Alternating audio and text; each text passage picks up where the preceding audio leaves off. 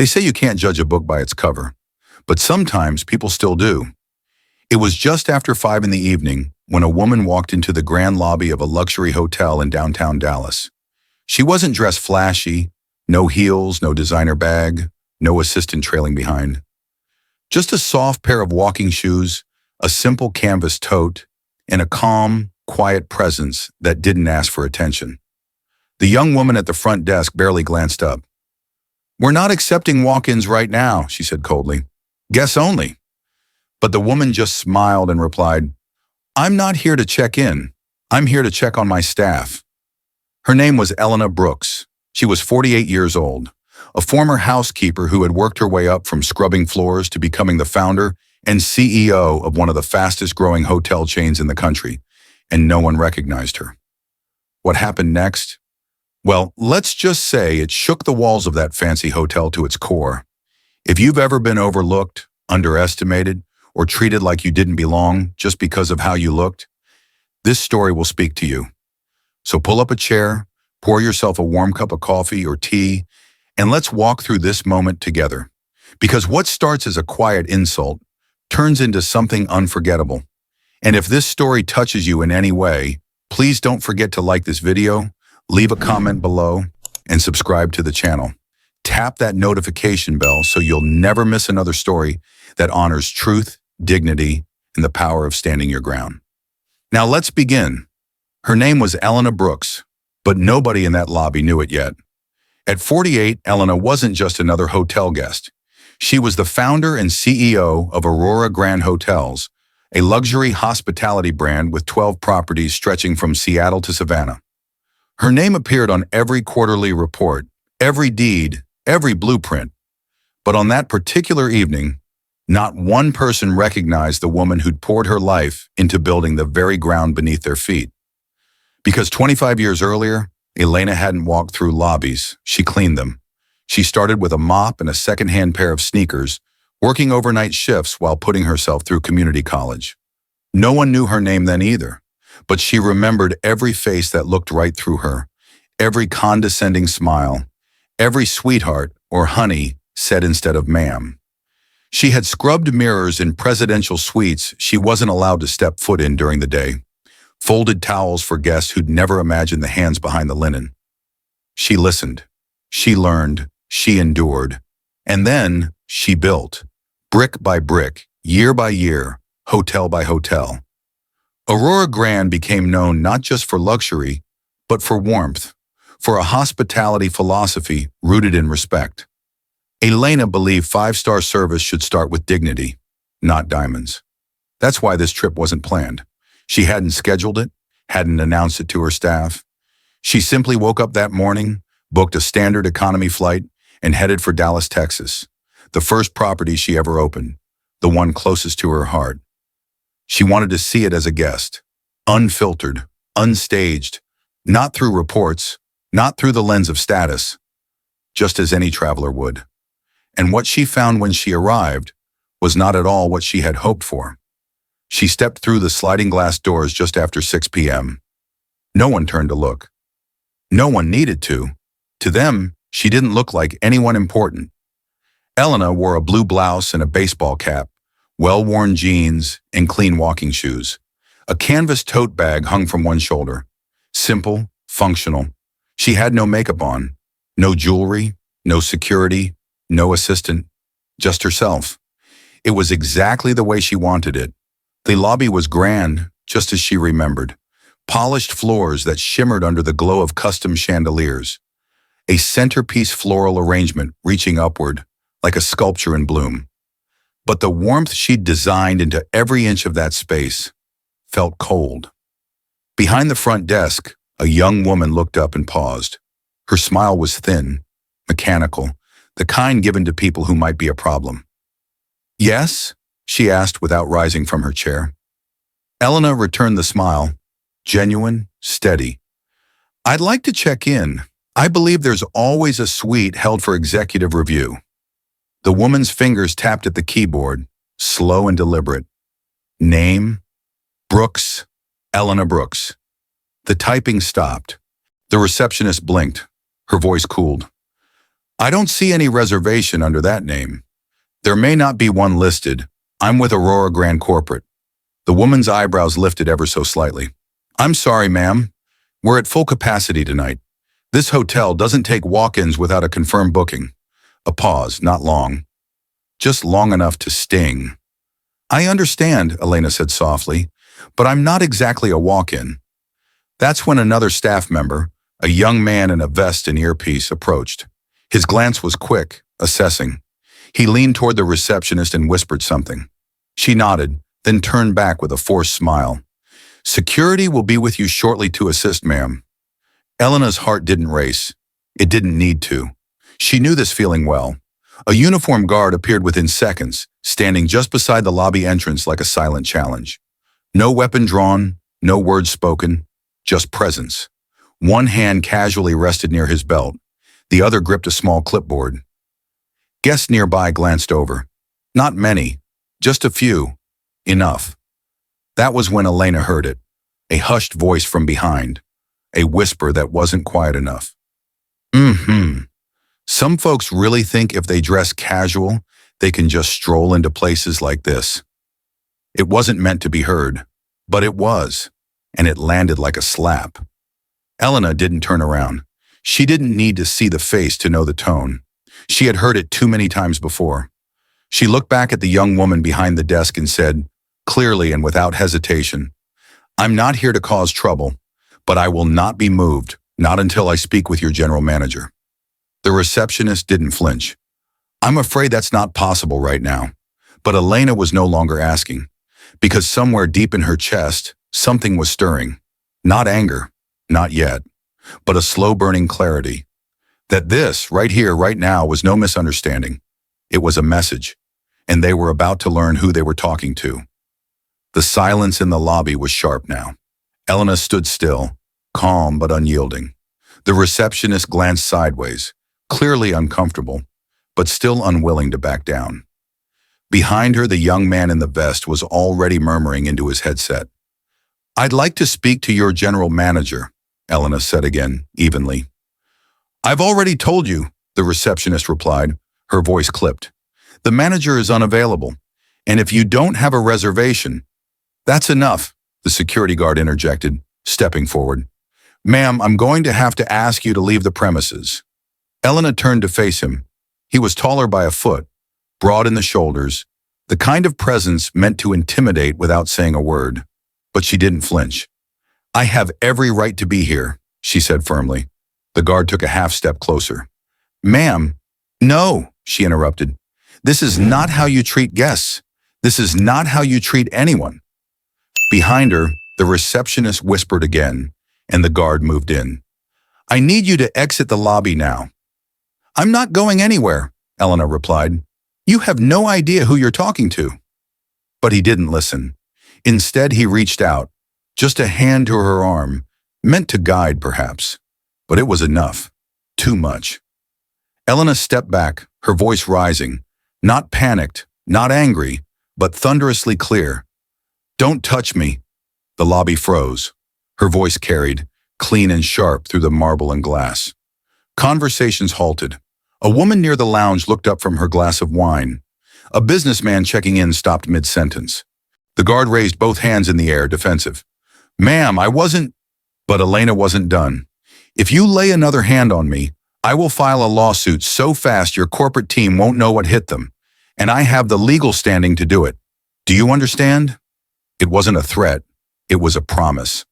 Across the room, someone pulled out a phone. Then another. The quiet hum of cameras clicking on filled the air like rain before a storm. A young woman in workout clothes whispered to her friend, "Start recording." And Elena saw it. All of it. People were watching now. She took a breath, eyes never leaving the guards. Then she turned her gaze to one of the cameras. Just one. A young man was holding it at chest level, recording discreetly, until she locked eyes with him.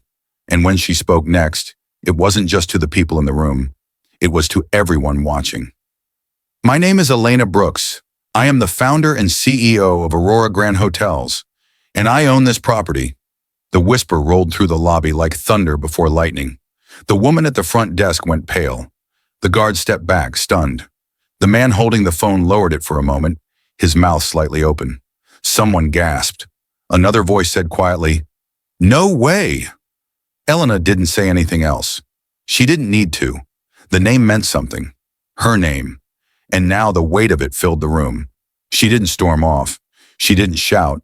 She simply turned, walked 3 paces to a marble pillar near the center of the room, and stood there, composed, elegant, and still holding her ground.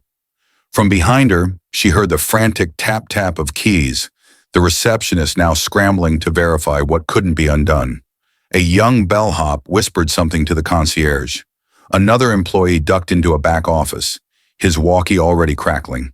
But Elena didn't move, because for the first time that evening, the balance of power had shifted.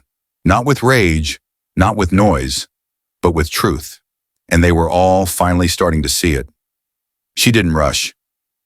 Elena stood tall by the marble column, pulled her phone from her tote, and unlocked it with a quiet swipe. No panic, no shaking hands, just precision. Like someone who'd done this before, because she had. She dialed a single number, 1 ring, 2. Then a voice on the other end answered. "It's Elena," she said softly. "I'm at the Dallas property. I've just been denied access and physically approached by staff. Yes, in the main lobby." A pause, then, "No, I don't need a callback. I need resolution, now." She ended the call. 30 seconds. That's all it took. But the moment that phone slid back into her bag, the energy in the room began to shift. The receptionist's hands hovered over the keyboard, then froze entirely. Her eyes darted toward the back office, where a sliver of a door had just creaked open. The security guard adjusted his stance, suddenly unsure of where to place his hands or his gaze. And then, the elevator dinged. Out stepped a man in a navy blue suit, moving faster than was dignified for someone in his position. Martin Yates, the hotel's general manager, looked pale before he even spotted her. When he did, he stopped dead in his tracks. "Elena," he whispered. "Not ma'am, not Ms. Brooks, just Elena." It wasn't familiarity, it was fear. She didn't greet him. She didn't offer a smile. She simply tilted her head slightly as if to say, "Now you see me." Martin darted toward the front desk, waving off the receptionist, who quickly stepped aside like she might vanish if she moved quietly enough. He turned to Elena, flustered. "I had no idea you were coming," he said breathlessly. "No one told us you'd be on site." "I didn't want anyone to," she replied calmly. "I wanted to see how your team behaves when they think no one's watching." Behind her, the young man still recording on his phone was approached by another staff member, a supervisor with a clipboard. He spoke in a low tone, gesturing toward a back hallway. "Sir, could we speak to you privately? Just a few questions, please." The guest hesitated but eventually followed. And across the lobby, a mid-level manager, a woman with a headset and panicked eyes, spoke quickly into her walkie-talkie. "Yeah," she muttered, turning her back toward the lounge. "We've got a situation. Repeat, we've just stepped on a landmine." Martin cleared his throat, loosening his tie. "We're going to handle this, immediately. I'll see to it myself." "I know you will," Elena said. Her voice was low, but it cut through the tension like glass on tile. Because what had started as a simple visit had just turned into a reckoning. By the time Elena stepped into the elevator that night, her name was already bouncing across the internet.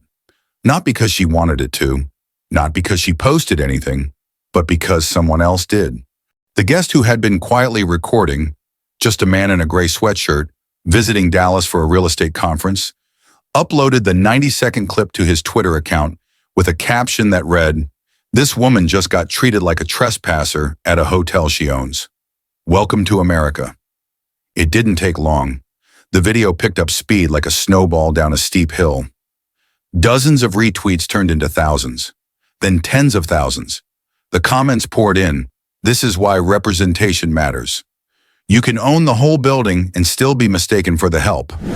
Her calm, that's power. By midnight, the footage had made its way to Instagram, TikTok, and even a Reddit thread titled "Corporate Karma." A prominent journalist reposted it with the headline, "CEO mistaken for intruder in her own hotel. calls out bias with one perfect line. By 3 a.m., local news outlets had picked up the story, and with every passing hour, the hotel's name, Aurora Grand Dallas, climbed trending charts. Inside her suite on the 12th floor, Elena didn't watch it unfold. She wasn't scrolling. She wasn't reading hashtags. She already knew what was happening. Her assistant sent a short message. "You're going viral. Media requests coming in. Morning shows too." Elena simply responded, "No interviews. Not yet." This wasn't a media stunt. This was a mirror held up to an industry, to a culture, to a system that still made decisions based on assumptions before facts. And now the world had caught a glimpse of what too many still lived through in silence. It wasn't the headlines that mattered to her. It was the conversation they might finally force open. And down in the hotel lobby, the staff wasn't worried about bookings anymore. They were worried about what came next. 6. The next morning, the conference room felt colder than usual. It wasn't the air conditioning. It was the silence. Elena walked in precisely at 7 a.m. Her steps were calm, measured. Her charcoal gray suit was crisp, paired with a white blouse and modest gold earrings. She looked every inch the executive she was, but the steel in her eyes said she wasn't here for business as usual.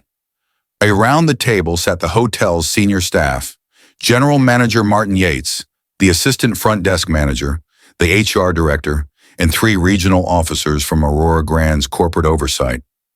All eyes shifted to her as she took her seat at the head of the table. No introductions were needed. She didn't clear her throat. She didn't open a laptop. She just began. "Before we get into protocols, training modules, or PR statements," she said slowly, "I want you to understand something." She paused, letting the weight settle in. "I was publicly humiliated yesterday, dismissed, handled by security, in a hotel with my name on the financial records, on the design schematics, and on the company charter. I was treated like a stranger. No, like a threat. All because I didn't look like what someone expected the owner to look like." No one spoke. "I've spent years building this brand to represent more than luxury. Aurora Grand was supposed to stand for warmth, dignity, inclusion. And yet, the moment I walked in without a designer bag or a camera crew, your team tried to push me out." Martin opened his mouth, but Elena lifted a hand. "I don't need apologies," she said, her tone even. "I need change." She turned to the HR director. "Effective immediately, I want the front desk manager suspended, reassigned or removed permanently. That's your call. But I don't want that person representing my brand to guess again." The director nodded, scribbling something on her notepad. "Second," Elena continued, "I want every member of this team, hourly, salaried, management, even maintenance, enrolled in mandatory bias and hospitality retraining. Not just some video you skip through. I mean real workshops, real discussions. And I want names. I will be reviewing completion lists myself." A murmur passed around the table, but no one argued. She leaned forward slightly, hands folded. "This is not a crisis to contain. This is a culture to correct."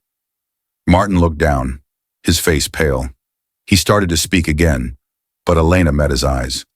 "I built this place with the belief that hospitality should be rooted in humanity, not hierarchy.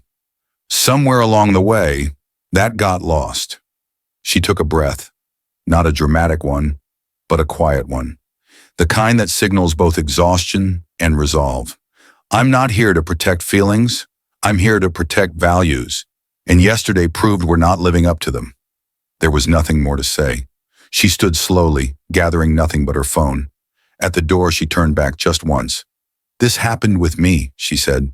"Imagine how often it's happened to people without power, without a voice, and without a camera. That ends today. Or I'll end it myself." Then she left. The room stayed silent for a long while after she was gone.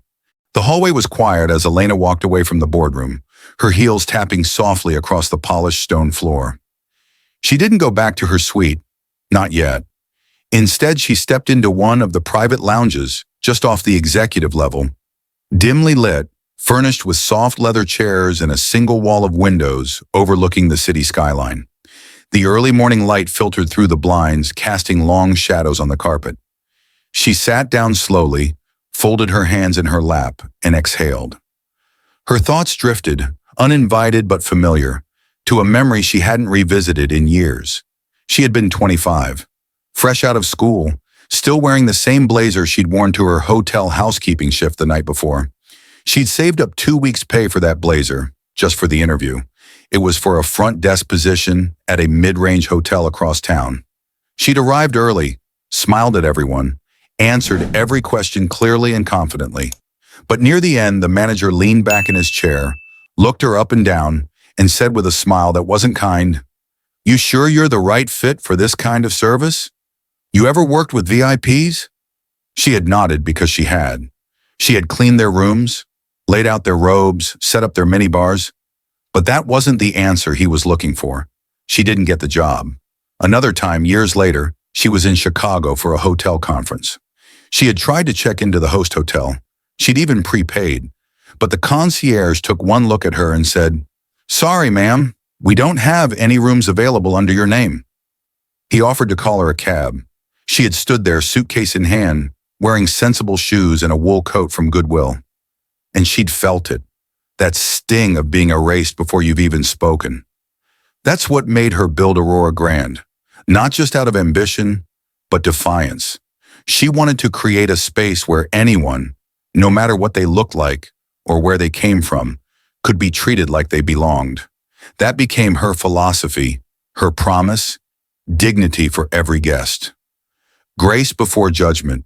She hadn't just built a company, she had built a standard. But yesterday proved the work wasn't done. No matter how high you rise, there are still places where you're forced to start at the bottom, even when the top has your name on it. She looked out at the skyline now, fingers tracing the edge of her coffee cup. Her name meant something. Her story meant something. But not because of how far she'd come. It mattered because of how far there still was to go. 8. By noon, the hotel lobby had returned to its usual rhythm. Luggage wheels clicked gently over the tile. A couple waited by the fireplace with coffee cups in hand. The front desk had a new attendant, a young woman with steady eyes and a voice that spoke carefully, not because she was afraid, but because she understood now what care truly meant. Elena didn't linger. She had no intention of speaking to the press camped outside on the sidewalk. No cameras, no microphones, no public statement. The story was already out there, and her silence would speak louder than any soundbite ever could. She gathered her things slowly. Her suitcase was packed, her laptop zipped away. On the corner of the desk sat a small card with hotel stationery, a simple note, handwritten in Elena's own looping cursive. She didn't sign it with her title, just her initials. "Next time I walk through these doors, I want to see a real smile, not one practiced for guests, but one that comes from pride. E.B." She left it on the general manager's desk.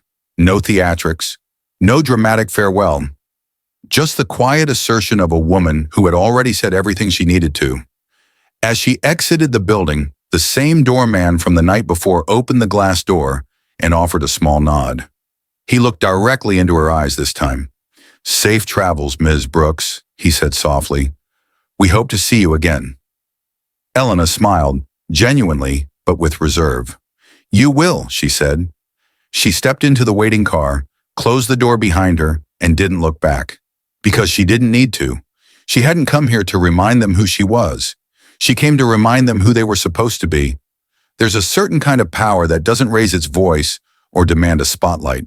It walks calmly, stands tall, and leaves a lasting silence in its wake. Elena Brooks had been underestimated, pushed aside, even touched without consent. But she never once had to shout, because she knew her worth. And when a person moves through the world with that kind of clarity, the world eventually follows. Some people walk through life demanding to be seen. Others, like Elena Brooks, walk quietly and still change the room. She never needed a press release. She didn't need applause. Because when you know who you are, you don't chase recognition, you command it. Elena left that hotel without fanfare, but what she left behind was more powerful than any headline. She left a shift in thinking, in behavior, in expectation. She reminded everyone that dignity doesn't wear a uniform. It isn't wrapped in designer brands. It isn't loud, flashy, or accompanied by a corporate badge. It's carried in posture, in presence, in the quiet insistence that I belong here, even if you don't believe it yet. And maybe that's the part of this story that lingers the longest. Not the confrontation, not the camera phone, but the reality that even now, even in 2025, a woman of color can walk into a building she owns and still be seen as out of place. Not because of who she is, but because of what someone assumes she isn't. If you've ever experienced that, if you've ever been overlooked, doubted, dismissed, or judged too quickly, you're not alone. You don't have to be a CEO to know what that feels like. You just have to be human. So now I'd like to hear from you. Have you ever been misjudged because of your appearance? Because of your age, your skin, your clothes, or the way you carried yourself? If so, share your story in the comments. Your voice might help someone else find theirs.